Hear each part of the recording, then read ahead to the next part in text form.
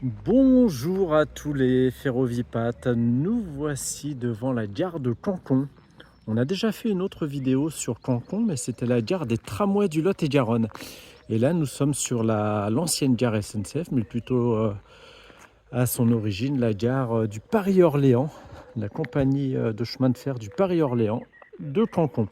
Nous sommes environ à peu près à 500 mètres de la gare tramway. Et donc, comme vous le constatez, hein, la gare est super bien préservée pour le coup.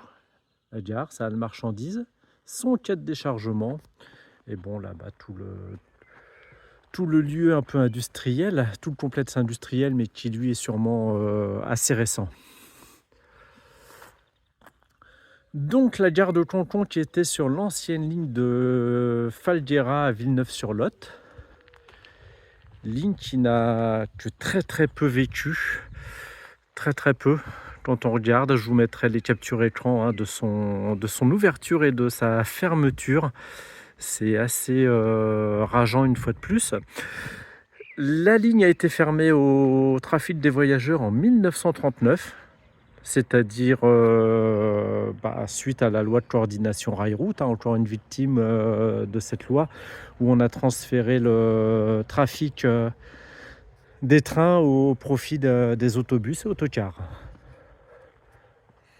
Ensuite, le trafic des marchandises, c'est fait en antenne, hein, d'un côté entre Villeneuve sur Lot et quasiment pas Falguera, non, et quasiment Castillonnès, donc qui a fermé le plus tard, en 1971, et je crois que c'est en 1951 que ça a fermé entre Castillonnès et Falguera. Donc on le constate, hein, la gare qui est dans un bel état pour le coup. J'ai voulu faire une photo drone, enfin une vidéo drone, et malheureusement, je sais pas ce qui s'est passé, le drone, il est parti en l'air et puis il est allé s'écraser contre une poubelle. Il est cuit, il est mort. Enfin, il a un bras qui est mort. Donc vous voyez cette gare, qui ma foi est très belle. Donc comme je vous le disais, pardon, je m'étouffe. Comme je vous disais, 1971 pour la fin du trafic marchandises sur cette portion de ligne.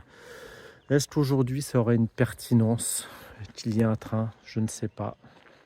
Vraiment, je ne sais pas. Quoi qu'on n'est pas loin de pas mal d'endroits, donc ça aurait été une ligne un peu en antenne. Vous voyez que c'est pas habité, hein. On voit le bas, c'est fermé depuis longtemps. Pareil, les volets là-haut, c'est un peu dans un triste état. Ou c'est peut-être une résidence secondaire, qui sait. Et donc, ce qui s'est passé aussi, c'est que ce qui a dû pousser à la fermeture, c'est comme la ligne à voie métrique a fermé en 1933, elle ne ramène plus de voyageurs pour le train à écartement normal, hein, les rails à écartement normal 1,435. Et donc, avec ce flux de voyageurs en moins, forcément, ça rend moins pertinent le train. On imagine ici, une fois de plus, hein, que ça devait circuler à vitesse très réduite. On n'est pas sur des artères principales, on est sur des lignes capillaires, des lignes secondaires. Donc, la vitesse, c'était pas la priorité. On revient devant la gare, il y a des voitures, désolé. En revanche, je suis vraiment blasé pour le drone. Je sais pas ce qui s'est passé, s'il s'est mal calibré ou pas. Et c'est vraiment dommage parce qu'il y avait en plus le soleil qui tapait sur la droite. Il y aurait vraiment eu de quoi faire de belles images. Ouais, donc ouais, c'est abandonné la gare. Voilà, haut c'est ouvert. Et en bas, on dirait que ça avait été transformé un peu en boutique, en magasin. Oh oui. Oui. C'est fermé quand même. Et les escaliers qu'on voit de l'extérieur. Non, elle n'est pas habitée cette gare. Elle nous demande qu'à être habitée. Non, vous en pensez quoi? Messieurs les représentants ne seront reçus que sur rendez-vous. Bon, là, il n'y a plus grand monde qui est reçu, hein.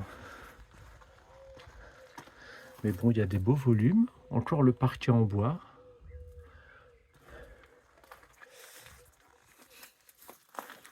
Et une fois de plus, c'est bien dommage.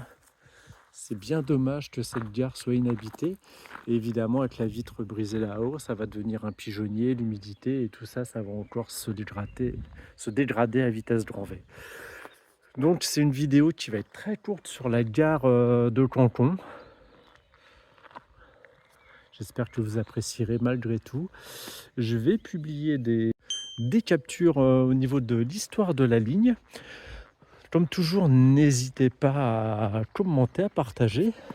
Je ne sais pas si vous avez une expérience ou une anecdote par rapport à cette gare. Et je vous dis à très bientôt pour une prochaine vidéo.